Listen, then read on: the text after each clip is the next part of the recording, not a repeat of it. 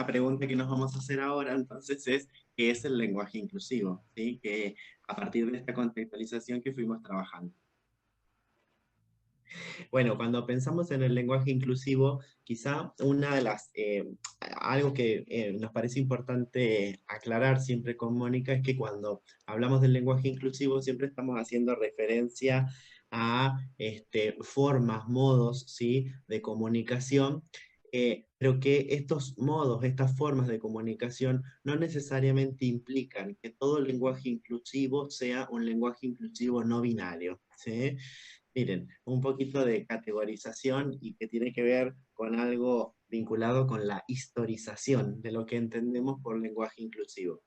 ¿Qué pasa con esto que decía Mónica? Y que se reflejaba en el tuit de la RAE. En esta presunción, ¿sí? O en esta interpelación, o en esta impugnación, ¿sí? De que el uso masculino, genérico, universal, no describe, ¿sí? a todas las posibilidades y las identidades, lo primero que se empieza a cuestionar es la invisibilización de las mujeres, ¿sí? en los usos discursivos.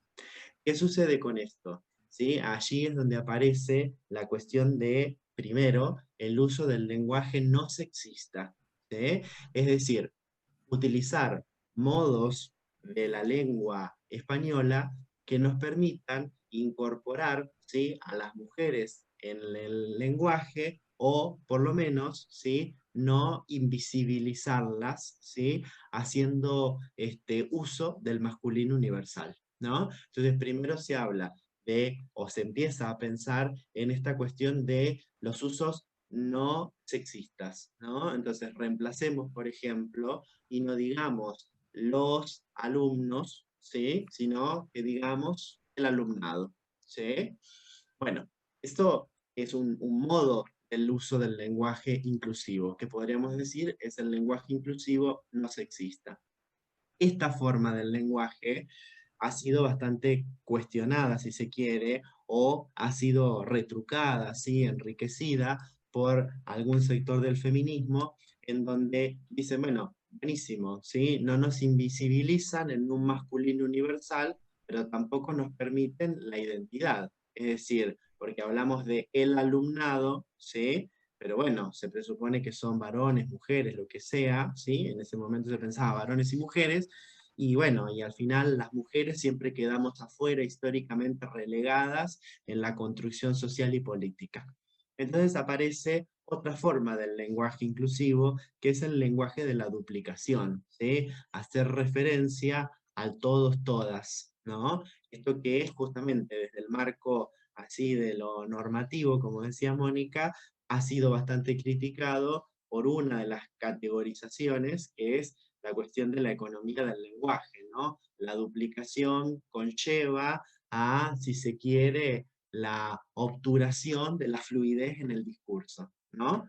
Y miren, con Mónica nos atreveríamos a decir algo más, ¿sí? Como todo el lenguaje es político y es ideológico, en nuestro país también, ¿sí? El todos, todas ha sido de alguna manera peyorativizado al vinculárselo, ¿sí? con una expresión política, fundamentalmente presente en los discursos de quien era la presidenta, ¿sí? Cristina Fernández, ¿no? Entonces aparece también toda una asociación a un conjunto de significados, como decía Mónica hoy. Y allí llegamos, ¿sí? A esto que miren, nosotras, nosotros, nosotres lo tomamos, ¿sí? Un poco graciosamente de lo que dice este meme, ¿sí? Pero que, por ejemplo, tiene una forma académica de definirlo, ¿sí? Lenguaje género inclusivo se suele denominar, o decimos lenguaje inclusivo no binario, ¿sí? ¿Qué es lo que quiere expresar justamente el lenguaje inclusivo no binario? El uso de la E como reemplazo, ¿sí? El uso de la E como reemplazo en el habla, ¿sí? Después ahora hacemos una consideración en reemplazo de las vocales que permiten asignación binaria de género, ¿sí? Es decir, en reemplazo de la O de la A, ¿sí? O en todo caso agregar la E cuando correspondiese.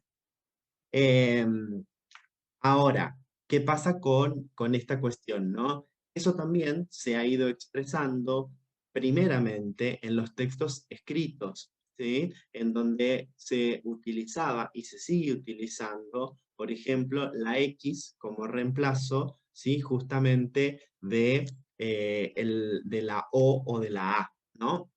Las ventajas, si se quiere, de algún modo, que tiene el uso de la E, es que, en principio, miren, contraatacando, ¿sí? Las críticas de la, de la lingüística, ¿sí? Aparece, por un lado, la economía del lenguaje. Bueno, no reproducimos, no hacemos que el discurso sea más largo, ¿sí? Todos, es todos directamente, pero por otro lado también, otra de las cuestiones que aparece, ¿sí? En esto de la E, es que se puede expresar de modo oral, ¿sí? A diferencia de una X, por ejemplo, ¿sí? Que no se puede manifestar o no se puede expresar, ¿no? Bueno, en definitiva, ¿sí? El lenguaje inclusivo es justamente una manifestación y una comunicación que pretende, ¿sí? Dar cuenta de que nuestro lenguaje, ¿sí? La lengua española, se ha construido bajo un modelo androcéntrico, sexista y de discriminación, ¿sí? Y si se quiere, miren, hasta podríamos decir que se ha construido sobre, ¿sí? El patriarcado, ¿sí? Y tomamos ahí, miren, tres conceptos: el patriarcado, el androcentrismo y el machismo, como ideologías que permiten la organización social, ¿sí? Y que se reflejan en el lenguaje. Es decir, en esto que planteaba Mónica recién, de cuál es la relación entre el lenguaje y la realidad, lo que está expresando también el lenguaje es una forma presente en esa realidad social que también es construida, que también es arbitraria, que también es ideológica. ¿Qué quiero decir con esto? Algo, miren, más sencillo de lo que lo estoy explicando, ¿sí? El lenguaje utiliza el masculino universal porque en definitiva las mujeres tienen poca participación en el contexto social, ¿eh? Y eso lo podemos ver bien concretamente en la inexistencia de ciertas palabras, ¿no? Hace unos años atrás había mucha polémica con el uso correcto o incorrecto de la palabra presidenta, ¿sí? O sí, podríamos plantearlo en otros usos, ¿sí? Por ejemplo, la palabra fiscala, la palabra jueza, ¿sí? La palabra actora, ¿sí?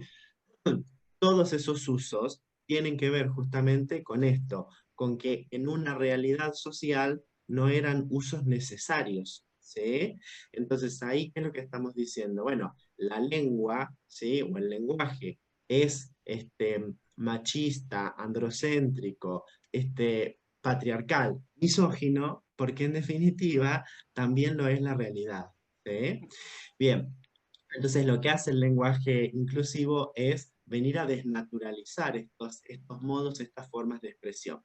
También el lenguaje, ¿sí? Inclusivo viene a dar cuenta de esto que decía Mónica hoy, que ella lo mencionó de otro modo, pero es que el lenguaje, ¿sí? También da cuenta de una realidad que es cambiante y que está viva, ¿sí? La realidad social.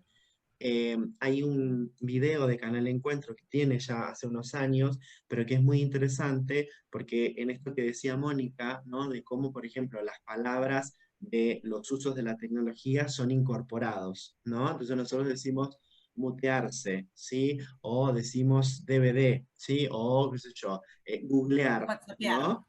Que aparece como expresiones posibles. Ahora, ¿qué pasa, por ejemplo, cuando, y ahí viene el ejemplo de Canal Encuentro, qué pasa cuando queremos incorporar estas palabras a lenguas como las lenguas originarias, ¿sí? En donde la construcción de nuevos repertorios lingüísticos ha quedado acotado, ¿no? Entonces, por ejemplo, ¿cómo expresamos en lengua wichi, ¿sí? La palabra computadora? ¿No? De eso se trata el video. Entonces, bueno, hay que buscar una palabra que esté existente en ese contexto, ¿no? En ese contexto de significación. Bien, y otra de las cuestiones también que es el lenguaje inclusivo, ¿sí? Es la posibilidad justamente de acopiar, ¿sí? Y de reconocer elementos de esta realidad viva, ¿sí? De esta realidad cambiante, ¿sí? Que además, lo que me parece importante es que es una realidad viva y cambiante, no solamente social, sino además jurídica, como vamos a explicar ahora. ¿Qué quiero decir con esto? ¿Sí? ¿O qué es lo que queremos decir con esto? Bueno, que de algún modo el lenguaje inclusivo también viene a hacerse cargo de una realidad que se transformó y que en algún punto, ¿sí? Como en el ejemplo que les decía recién, como decimos, computadora en Wichi, ¿sí? No lo teníamos o no teníamos la posibilidad de expresarlo, ¿no? Entonces tenemos que encontrar una palabra para significar múltiples identidades, ¿sí? ¿Por qué? Porque esas múltiples identidades ahora están no solamente, a ver, no solamente siempre estuvieron quizás, ¿sí? Pero no solamente están ahora con el estatus de identidad, sino que además están reconocidas y legitimadas social y jurídicamente. ¿Sí? Ayer, ¿sí? Ayer no, la semana pasada se cumplieron 2 años, por ejemplo, de la primera vez, ¿sí? Que una persona obtuvo en Argentina un documento nacional de identidad sin asignación de género, ¿no? Entonces ahí hay una realidad, ¿sí? Para, de alguna manera, miren, hay una realidad jurídica, ¿sí? Y hay una realidad que hay que incorporar, ¿sí? ¿Qué pasa cuando yo voy, por ejemplo, a hacer un trámite y me preguntan el sexo? ¿Sí? Ahí hay algo para modificar. Pensémoslo en algo mucho más sencillo, ¿sí? Y más cotidiano. Cambió, por ejemplo, cambiaron, por ejemplo, algunas estructuraciones, ¿sí? En la legitimidad jurídica de las familias, como decía Mónica hoy, ¿no? Entonces, por ejemplo, las personas que pertenecen al mismo género pueden contraer matrimonio, ¿sí? Entonces, bueno, ¿qué pasa cuando en algún trámite, ¿sí? Se presupone la existencia de una esposa o de un esposo, ¿sí? A partir de la asignación genérica? ¿Y qué pasa, ¿sí? Con esa existencia jurídica en justamente la misma administración jurídica, ¿sí? Los trámites, ¿sí? Que implican ir a contraer matrimonio. Yo no contraje matrimonio con nadie, pero, pero sí conozco gente que lo ha hecho, y allí hay todo un montón de procedimientos que están normativizados y que tienen que ver justamente con esto que mencionaba Mónica. Si podemos volver a la frase anterior, Mónica, para leerla, que es la de Darío Stanraisberg. Miren, que Darío Stanraisberg también estuvo bastante involucrado en ciertas polémicas, ¿sí? A partir de una cita, ¿sí? Que se utilizó del Martín Fierro, el lenguaje inclusivo, en la programación oficial, ¿sí? De Canal Encuentro, en la sección de Seguimos Educando. Y fíjense lo que dice Stanraisberg en esta nota de una revista. Dice: la presencia del lenguaje inclusivo tiene que ser una presencia que perturbe, una presencia de molestia, como una especie de alerta, de recuerdo permanente de que hay algo ahí que no cierra. Hacer desencajar al lenguaje normal o normalizado que da por supuesto, con sus normas, toda una forma de hablar, o sea, de pensar, que se hace pasar por universal cuando responde más bien a solo una versión, que es la versión masculina. Entonces, lo que sí me parece del lenguaje inclusivo es que, digamos, justamente por ser una señal de alerta, no sé si sumaría que se consolidara como una nueva gramática. Después hacemos referencia a algo de esto, pero sí nos gustaría expresar algo bien concreto. Acá aparece esto que dice justamente Nietzsche, que es la imposición de una verdad asociada a un lenguaje. Y además, esto que recién significaba Mónica con ese tuit de la RAE, ¿no? La presunción que lo otro es ideológico y lo mío no, ¿sí? Porque yo soy la norma, ¿sí? Eso es lo que determina la hegemonía, ¿no? Bueno, sí, todo es arbitrario, menos lo que digo yo porque soy la RAE, ¿no? O todo es arbitrario, o todo lo podemos discutir, menos lo que digo yo, que lo que digo yo no se discute, ¿no? Entonces ahí también aparece esto, en esta cita de Stan River, esta cuestión de la normalización o lo normalizado que se establece como elemento para determinar qué es lo que no es normal, presuponiendo que se parte de una normalidad, ¿no? Con esto de que no debería consolidarse como una nueva gramática. Entre los materiales que les dejamos hay un link a un texto que es como una gramática de uso del lenguaje inclusivo, en donde la autora conjuga los pronombres, por ejemplo, yo, vos, él, ella, ella, nosotros, nosotras, nosotres, y va dando los distintos usos y en las distintas palabras o categorías de palabras en las que se podría usar, porque vieron que también está esto de le base, cuando se quieren burlar del lenguaje inclusive, sabemos que obviamente se aplica a sustantivos, adjetivos, pronombres que refieran a personas, ¿sí? Y no a objetos, claro está. Y me quedo pensando, ahora que lo escuchaba Sandro, y hoy a la tarde escuchaba hay una página que se llama Glotopolítica, de la que sacamos algunos de los artículos que les dejamos. Hay una lingüista muy famosa en América Latina, que es Elvira Arnoux, que todos estudiamos en las universidades, y le preguntaban sobre el lenguaje inclusivo. Elvira se dedica a la glotopolítica.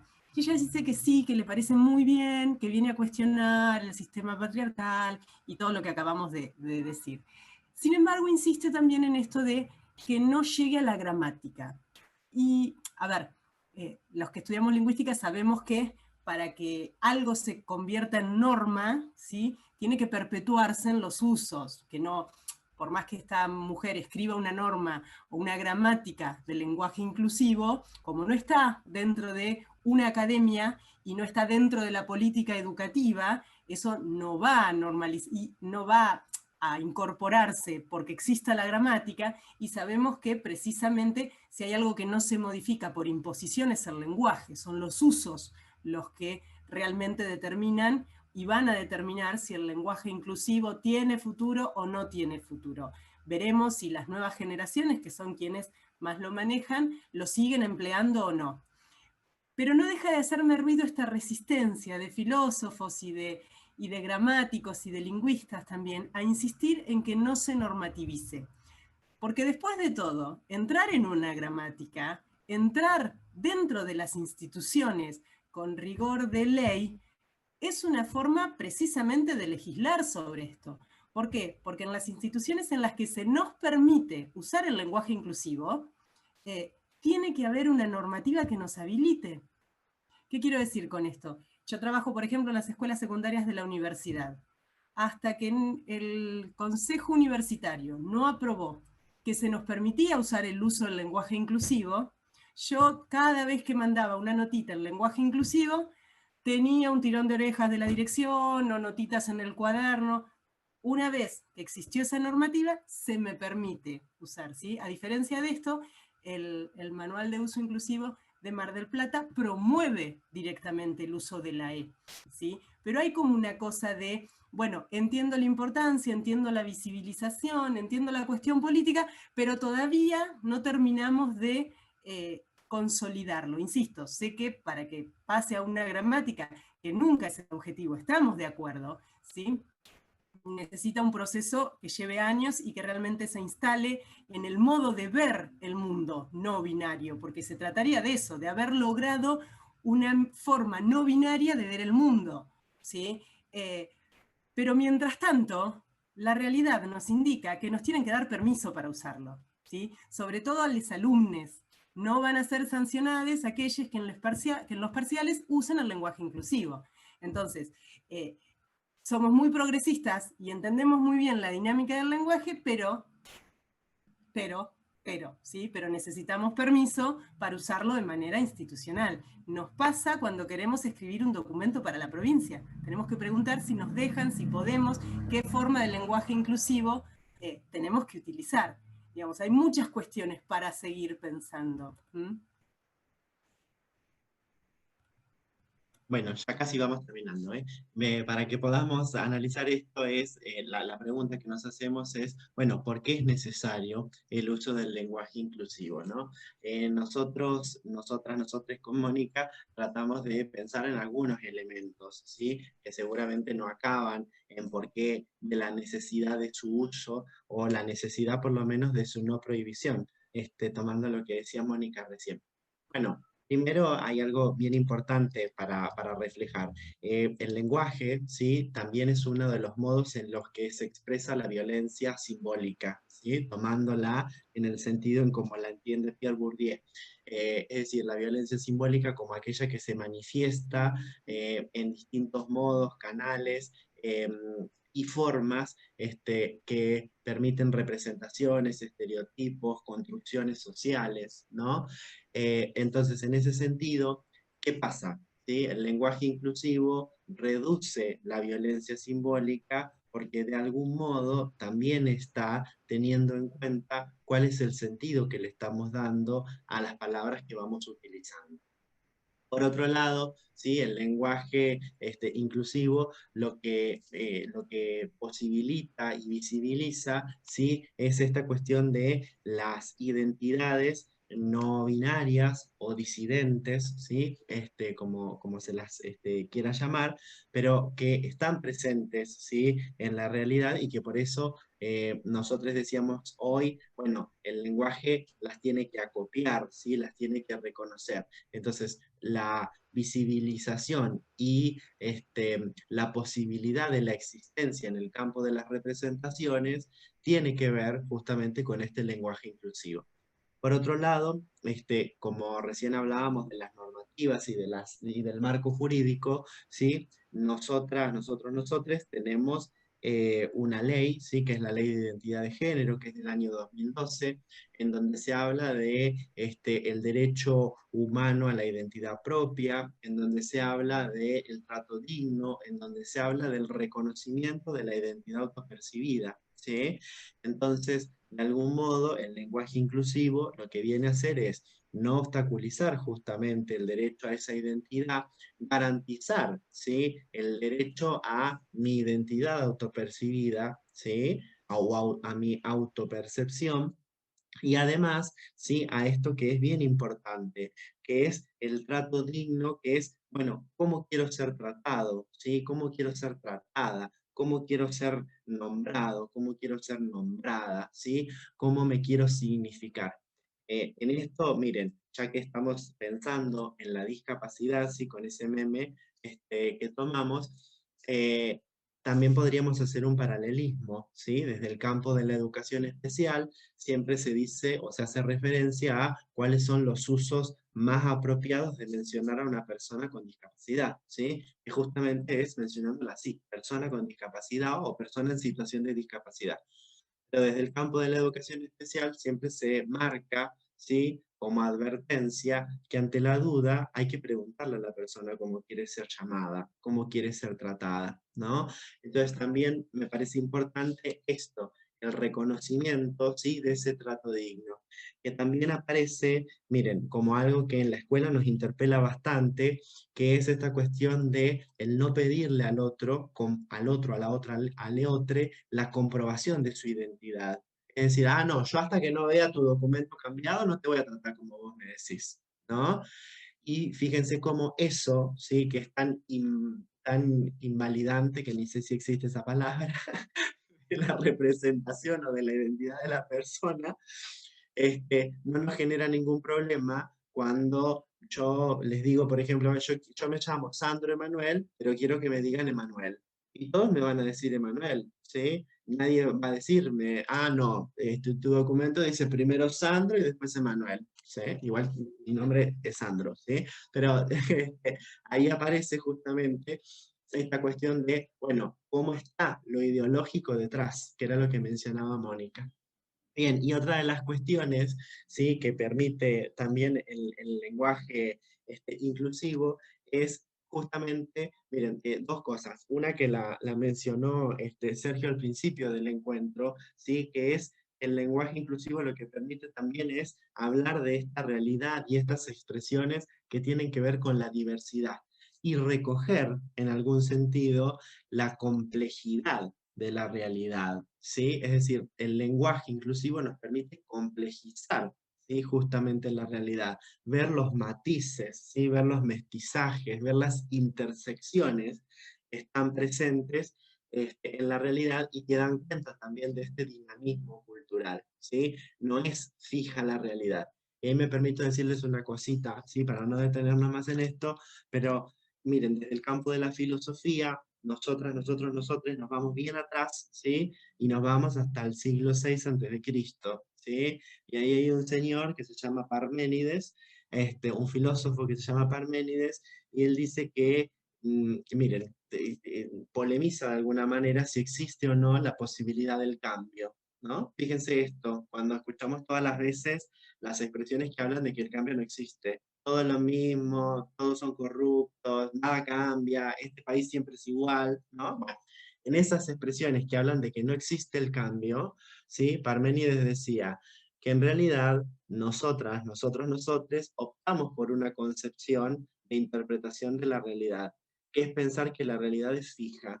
Y como pensamos que la realidad es fija, tratamos de buscar esa fijeza en lo que podemos controlar, que es las palabras, ¿sí? O que es el lenguaje. Entonces, fíjense, yo me voy a llamar, y a veces lo hablamos medio coloquialmente, ¿sí? Voy a poner un ejemplo, ¿sí?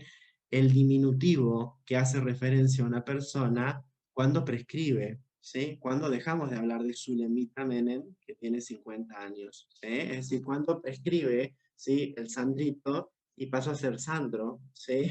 Porque en realidad en esa palabra estoy incorporando múltiples dimensiones del cambio, ¿sí? Voy a ser siempre Sandro, ¿sí? La cantidad de años que viva, ¿sí? No voy a cambiar, ¿sí? El nombre no va a cambiar, pero sí va a cambiar la cosa. Entonces, ahí aparece esta cuestión de estructurar la realidad bajo fijezas, ¿no? Bueno, y eso tiene que ver un poco con esto que de algún modo Parménides mencionaba, ¿no? Y que tratamos siempre de ir siendo reticentes, ¿sí? A estas cuestiones vinculadas al campo.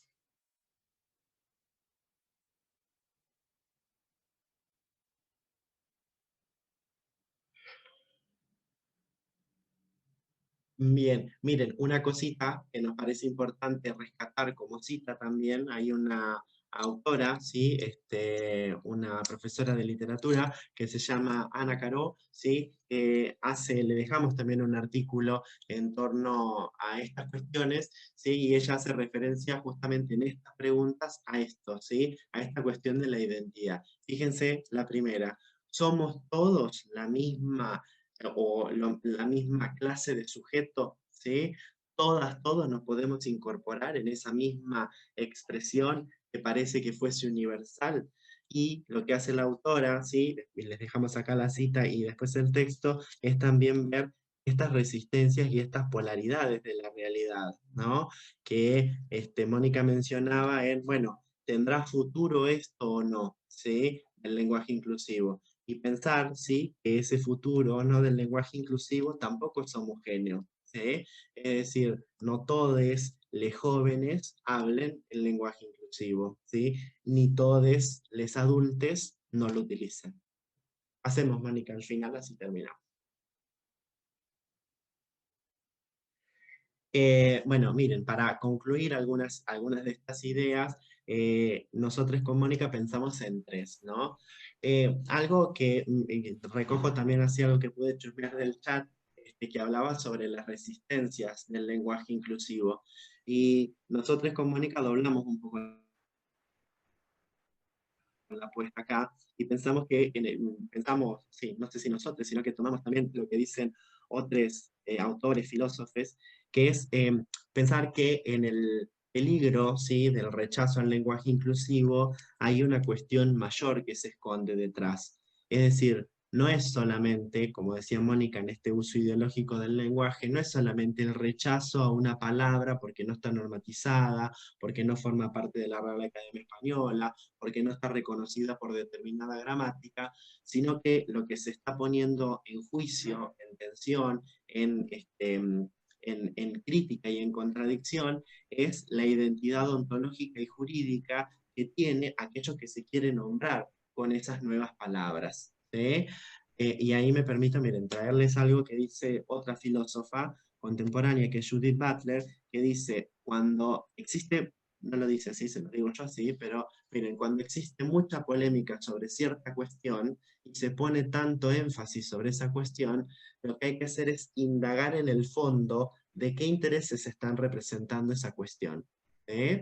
Entonces, la autora dice, incluso hay que pensarlo en el sentido positivo, ¿sí? ¿Qué pasa cuando hay tantas políticas, ¿sí? Por ejemplo, vinculadas con ciertos derechos percibidos, y eso se valora de modo estatal, ¿sí? Ver qué hay en la subrepticie, qué hay por detrás, ¿sí? Escondiéndose como elemento ideológico. ¿Sí? Ella lo pone en el sentido de, bueno, ¿qué pasa, por ejemplo, cuando se quieren legislar ciertas conductas, ¿no? Y se hacen asociaciones entre personas? Puntualmente acá lo que queremos expresar es algo bien concreto, que es que muchas veces el rechazo al lenguaje inclusivo no tiene que ver con los usos del lenguaje, sino que tiene que ver con cuestionar la identidad no binaria, cuestionar la multiplicidad de identidades, cuestionar incluso, ¿sí?, la posibilidad de participación y de igualdad de las mujeres en la desempeño social, político y cultural. ¿Sí? Es más, pensar incluso, ¿sí?, la no crítica a los privilegios que tiene la hegemonía. ¿Sí? Por eso, y ahí podemos tomar también otra cuestión que dice Bourdieu, ¿sí?, que es las clases sociales hegemónicas siempre utilizan elementos que posibilitan de algún modo convalidar los privilegios que poseen, haciéndolos pasar por derechos, ¿no? Todo más sencillo, la meritocracia, ¿no? La clase social hegemónica va a defender la meritocracia, porque es lo único que posibilita hacer referencia a que hay ciertos derechos que se transforman en privilegio en las oportunidades sociales. Entonces, lo mismo pasa en este rechazo al lenguaje inclusivo. Renunciar a esos privilegios y que los derechos sean para todos, todas, todes, ¿sí?, implica justamente eh, entrar en la contradicción con aquellas hegemonías construidas. ¿Sí? Por ejemplo, esto que decía Mónica hoy, interpelar a las instituciones que prescriben normas, ¿sí?, y sacarles su lugar de legitimidad. ¿Sí? Por eso también me permito decirles algo, entra de alguna manera en una cierta contradicción que quienes son las portadoras del saber, ¿sí?, en nuestro país, como las universidades, ¿no?, desde una representación social, eh, determinen que el uso del lenguaje inclusivo es verdadero, o es válido, ¿sí?, o es posible, ¿no? Ahí llama la atención, porque como esas instituciones que tienen que resguardar los usos, ¿sí?, ahora se vienen en contra de lo hegemónico.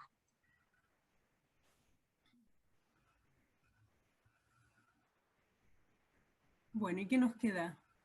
¿Querés que siga yo? ¿Querés seguir vos? No, no, seguí, porque me parece que Bueno, lo de la miren, iglesia. y estas últimas dos cositas, miren, otra de las cuestiones que también rescatábamos con Mónica es la idea de, que ya lo mencionamos bastante, pero que es pensar no solamente el uso del lenguaje inclusivo como una forma de interpelar el lenguaje, sino sobre todo de interpelar las estructuras de la realidad y de la cultura. Es decir, bueno, no solamente pensar que el lenguaje inclusivo habilita identidades, sino también construir políticas y prácticas sociales y culturales que posibiliten la participación de esas identidades. ¿Sí? En el documento que les dejamos de Mar del Plata está sumamente claro y explicitado en varias oportunidades esta cuestión de que no se trata solamente del lenguaje, sino de la representación que va acompañada de ese lenguaje. Queremos indicar que la realidad es no binaria, pero también queremos construir una realidad que sea no binaria. ¿Sí? Bien, y por último, otra de las cuestiones que nos parece siempre significativa de rescatar es que el lenguaje, como cualquier construcción de la cultura y la subjetividad y de la persona, ¿sí?, siempre tiene que ser pensado en una relación interseccional. Es decir, no alcanza simplemente con pensar al lenguaje desde una gramática. También hay que pensar estos usos en relación a la generación, en relación a la clase social, en relación a la autorización o no de las instituciones, ¿sí? E incluso interpelar justamente cómo en estos usos correctos, apropiados, normatizados, también hay otros elementos que se nos están escapando, ¿sí? Más allá del lenguaje inclusivo no binario. Por eso nos parece interesante esta cuestión, ¿sí? Que traíamos en torno a la discapacidad, que es hacer referencia, ¿sí? A que tenemos que tener una mirada interseccional. ¿Qué quiere decir esto? Y estamos discutiendo, ¿sí? La binaridad de los géneros, estamos discutiendo, ¿sí? El androcentrismo, estamos discutiendo el patriarcado, pero no por eso dejamos de discutir otros derechos que también deberían estar garantizados, como que se respete la lengua materna de cualquier persona, ¿sí? Ya sea esa la lengua de señas, ya sea esa una lengua originaria, por ejemplo. ¿Sí? Entonces, en definitiva, es que, miren, rápidamente contradecimos esto que aparece en los memes. No es que no interesa, ¿sí? La persona con discapacidad, ¿sí? Es otra lucha a dar, ¿sí? O es otra cuestión a trabajar, ¿sí? Allí. Por eso siempre hay que tener una mirada interseccional. Y en eso me permito retomar algo que dice una feminista originaria, que es Yuderquis, en donde Yuderquis dice, fíjense cuántas veces el lenguaje, ¿sí? Permite la categorización de las subjetividades a partir de la clase social, ¿sí? Y eso siempre, siempre es válido notarlo en relación a las oportunidades que nos permite el hablar bien, ¿sí? El poder comunicarme efectivamente en los usos de un determinado contexto me habilita o no a acceder, ¿sí? A poder hacer uso de un derecho o no, ¿sí? Entonces, fíjense cuántas veces el hablar mal permite el hablar mal, entre comillas, permite la construcción de un prejuicio que termina siendo mm, una imposición, ¿sí? Una etiqueta, una designación de la persona, ¿no? Schuderki dice, en los usos correctos y adecuados del lenguaje, las personas pobres siempre estamos en desventaja, porque la gramática, sobre todo, más que la gramática, la ortografía, es una designación de clase, porque es una designación de quien tuvo mejores oportunidades educativas, ¿sí? Entre otras muchas cosas. Y Y porque se Leticia Sass. estandariza, y porque, perdón, Sandro, y porque se estandariza a través de ciertas instituciones una variedad que se considera prestigiosa y esa variedad siempre es de un grupo hegemónico, ¿sí? El famoso diccionario de la Real Academia Española eh, tiene vigencia absoluta en el Centro Culto de Madrid. No representa a los sevillanos, a las sevillanas, a los sevillanes, ni siquiera en la propia España. Ese diccionario o esas gramáticas dan cuenta de la diversidad, de la variedad lingüística que tiene la propia España, ¿sí? Ni hablar de la que tiene nuestra América.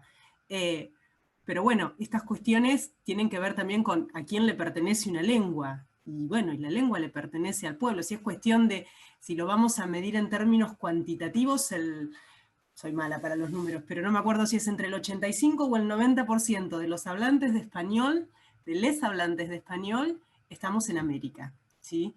Entonces, si hay alguien que no tendría que tener injerencia sobre la normativa, tendría que ser España. Le ganamos por goleada, diríamos, ¿sí?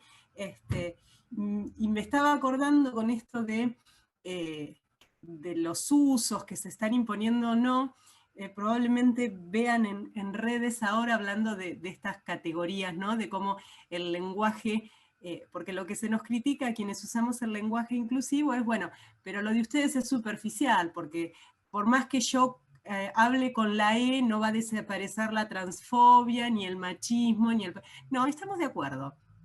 Pero como decía Sandro, interpela y de a poco va a ir modificando.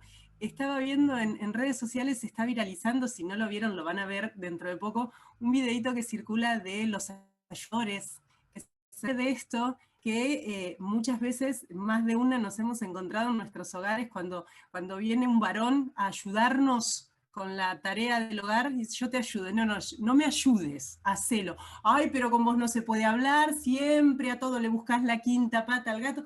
Bueno, en ese video tan sencillo, tan simpático que anda dando vuelta de los ayudadores que aparecen a ayudarnos o a socorrernos con nuestras funciones de cuidado, tiene que ver con esto, ¿no? Bueno, de a poco se está instalando y el movimiento empieza por el lenguaje, es la palabra, es el ayudador y lo que implica lo que se está cuestionando. Y lo que cuestiona son prácticas. Y la idea es que de a poco esas prácticas van a ir o deberían ir modificándose. Bueno, obviamente desde nuestra parte, desde SADOC, muy agradecidos y agradecidas a ambos, muy interesante, nos han dejado mucho para pensar, para elaborar, digamos, sobre todo nosotros que nos desempeñamos en instituciones que tendrán la función de desarmar los estereotipos y poder llevar adelante un cambio tan importante para lograr una sociedad más inclusiva y menos hostil a la diversidad. Así que bueno, un aplauso para ustedes y muchas gracias. Y gracias a los que participaron. Nos vemos. Gracias por la invitación y gracias por haberse quedado hasta el final.